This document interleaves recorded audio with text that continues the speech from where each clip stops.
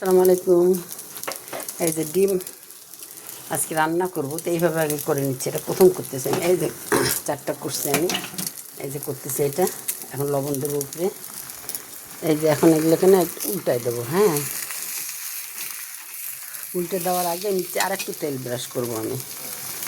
এই যে আমি উল্টাই দিলাম। হ্যাঁ, যাদের এই প্যানটা নাই তারা এমনি ছোটো কড়াইয়ের মধ্যে একটা একটা করে ডিম পোচের মতো করে নিয়ে তারপর রান্না, তারপর এখন এটা আমি করে নিচ্ছি। তারপর এটাকে আমি মশলা টশলা দিয়ে, আমাদের দেশে যেটা রংপুরে বলে পানি চালানি, ওই স্টাইলে করবো।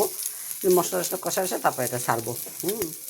এটা একটু নতুনত্ব আছে, যাই হোক আমি করতেছি, আপনাদের দেখাচ্ছে। এই যে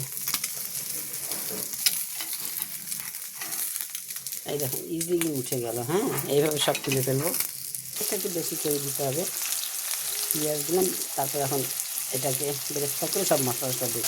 এই যে এখানে মশলাটা কষাচ্ছি। হ্যাঁ, এখানে আদা রসুন বাটা দিচ্ছি, একটু মরিচ গুঁড়া, মরিচ বাটা, এর ভিতরে গরম মশলা, তারপর গরম মশলার গুঁড়া, তারপর জিরার গুঁড়া, এগুলো দিয়ে কষা কষিতে তো পানি দিয়ে আলহামদুলিল্লাহ। এই যে দেখেন ফিনিশিং টাচ।